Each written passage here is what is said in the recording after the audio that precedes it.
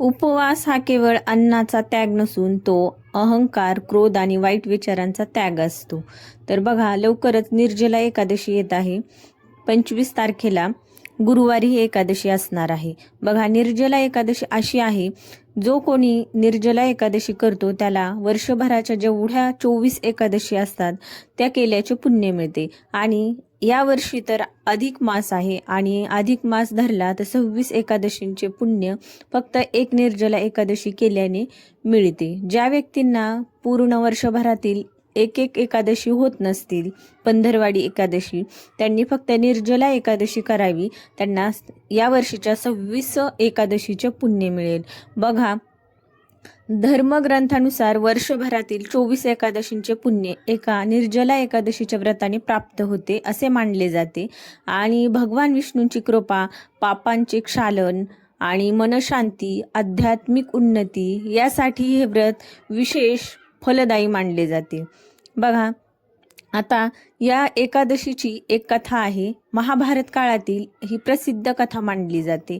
पांडवांमध्ये भीमसेन म्हणजेच भीम अतिशय बलवान होते. त्यांना खूप भूक लागत असे आणि माता कुंती, युधिष्ठिर, अर्जुन, नकुल आणि सहदेव वर्षातील सर्व एकादशींचे व्रत करत असत. परंतु भीमाला उपवास करणे अशक्य वाटत होते. एकदा भीमसेनांनी महर्षी व्यासजींना विचारले, गुरुदेव, मला भगवान विष्णूंची कृपा हवी आहे, पण मी प्रत्येक एकादशीला उपवास करू शकत नाही. मग माझ्यासाठी काही उपाय आहे का? तेव्हा व्यासमुनींनी सांगितले, हे भीमा, जर तुला सर्व एकादशींचे पुण्य हवे असेल तर ज्येष्ठ शुक्ल पक्षातील निर्जला एकादशीचे व्रत कर. या दिवशी अन्न तर सोडच, पण पाण्याचाही त्याग करायचा. श्रद्धेने हे व्रत केल्यास तुला सर्व एकादशींचे पुण्य प्राप्त होईल. भीमसेननी गुरूंची आज्ञा मानली. त्यांनी पूर्ण दिवस अन्न पाण्याचा त्याग करून भगवान श्री विष्णूंचे स्मरण केले आणि द्वादशीला विधीपूर्वक पारण केले. त्यांच्या भक्तीने प्रसन्न होऊन भगवान विष्णूंनी आशीर्वाद दिला आणि हे भीम, जो भक्त श्रद्धेने निर्जला एकादशी करेल त्याला सर्व एकादशींचे पुण्य प्राप्त होईल. तेव्हापासून या एकादशीला भीमसेनी एकादशी देखील म्हणतात. तर बघा, सगळ्यात महत्त्वाचं ही होती व्रत कथा. आणि सगळ्यात महत्त्वाचं हे व्रत कसे करायचे, तर सगळ्यात महत्त्वाचं आहे सकाळी लवकर उठायचं. होईल तेवढं ब्रह्ममुहूर्तात उठा आणि ब्रह्ममुहूर्त हे 5 वाजेपर्यंतच असते. त्यामुळे 5 वाजायच्या आत उठण्याचा प्रयत्न करा.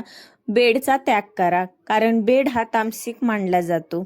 आणि सगळ्यात महत्त्वाचं, आदल्या दिवशी म्हणजेच बघा, एकादशीची सुरुवात होईल आदल्या दिवशी 24 तारखेलाच आणि 25 तारखेला संध्याकाळी एकादशीची सांगता होईल.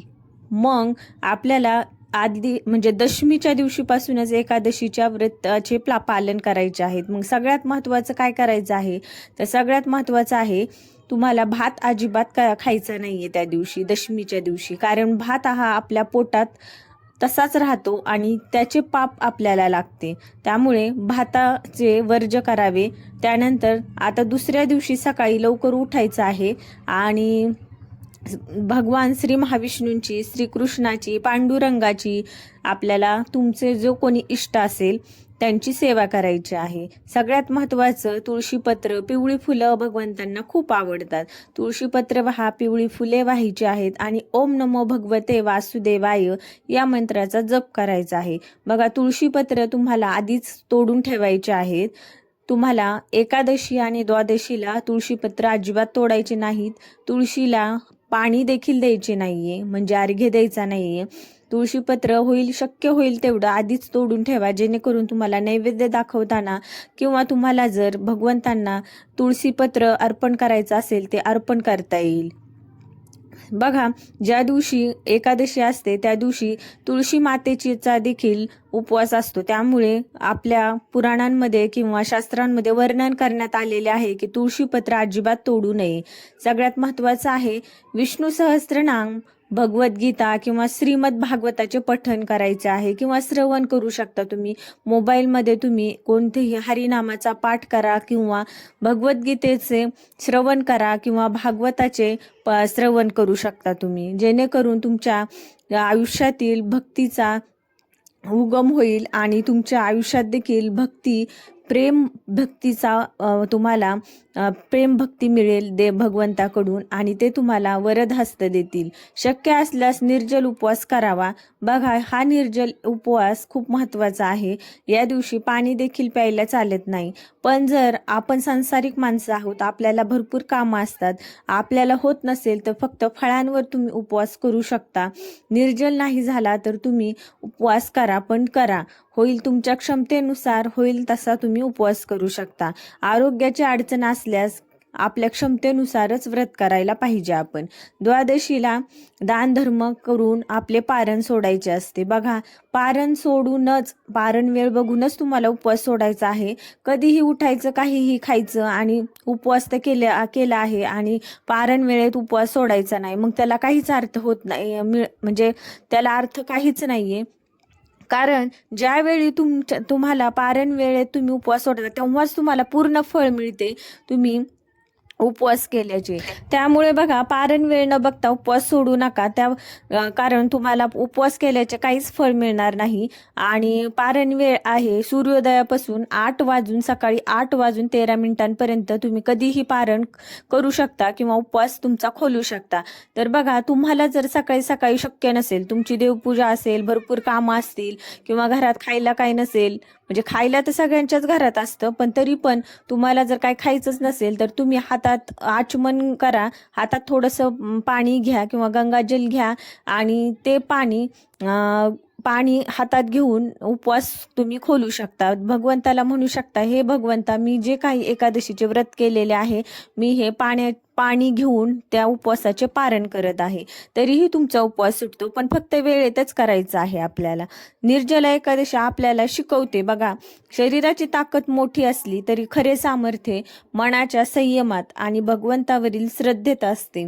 आता बघा, भीमासारखा बलवान योद्ध्यानेही गुरूंच्या आज्ञेने कठोर व्रत केले आणि त्यातून आध्यात्मिक उन्नती केली. बघा, उपवास फक्त अन्नाचाच करायचा नसतो. आपल्यातील जे वाईट अवगुण असतात त्याचाही त्याग करून उपवास करता येतो. जे काही आपण क्रोध करतो, अहंकार असतो, मद मत्सर, काम, वासना, ह्या गोष्टी असतात, त्या गोष्टींचा त्याग करायचा. आणि बघा, अन्नाचा त्याग करून आणि ह्या गोष्टींचा त्याग करून आपण आयुष्यामध्ये बरंच काही प्राप्त करू शकतो. तर बघा, सगळ्यात महत्त्वाचं, ज्यांना असं वाटते घरात लक्ष्मी आपल्या नांदत नाही किंवा पैसा आलेला टिकत नाही, त्यांनी काय करायचं आहे, तुळशी मातेला संध्याकाळच्या वेळेला, म्हणजे सूर्य अस्ताच्या वेळेला, जेव्हा सूर्य अस्त होतो त्या वेळेत तुम्हाला तुळशीला एक तुपाचा दिवा लावायचा आहे आणि तुम्हाला होईल तेवढ्या परिक्रमा करायच्या आहे तुळशी मातेच्या. आणि ओम नमो वासुदेवाय, ओम नमो भगवते वासुदेवाय या मंत्राचा जप करत तुम्हाला तुळशी मातेच्या परिक्रमा करायच्या आहेत.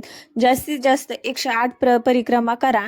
नाही, अन्यथा तुम्हाला जर होत नसेल, शारीरिक क्षमता नसेल, तर तुम्ही 5, 7, 11, 21 अशा नंबरमध्ये पण तुम्ही परिक्रमा करू शकता. पण करा, होईल तेवढं, शक्य होईल तेवढे उपाय केले तर आपल्यासाठीच ते चांगलं असतं आणि आपल्या घरातही लक्ष्मीचा वावर होतो.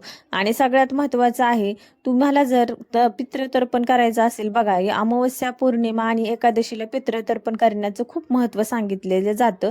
तर गीतेचा 7वा अध्याय लावा आणि एका लोट्यामध्ये जल घ्या आणि त्याच्या तुळशीचं पाणी, थोडे काळे तीळ टाकून दक्षिणेला तोंड करून ते पाणी अर्घ्य करा पितरांच्या नावाने. आणि सगळ्यात महत्त्वाचं म्हणायचं आहे तुम्हाला पितरांना जल देताना, की हे पितरांनो, मी तुमच्यासाठी गीतेचा 7वा अध्याय केलेला आहे, मी तुम्हाला समर्पित करतो आणि हे जल तुम्हाला समर्पित करतो, अर्पित करतो.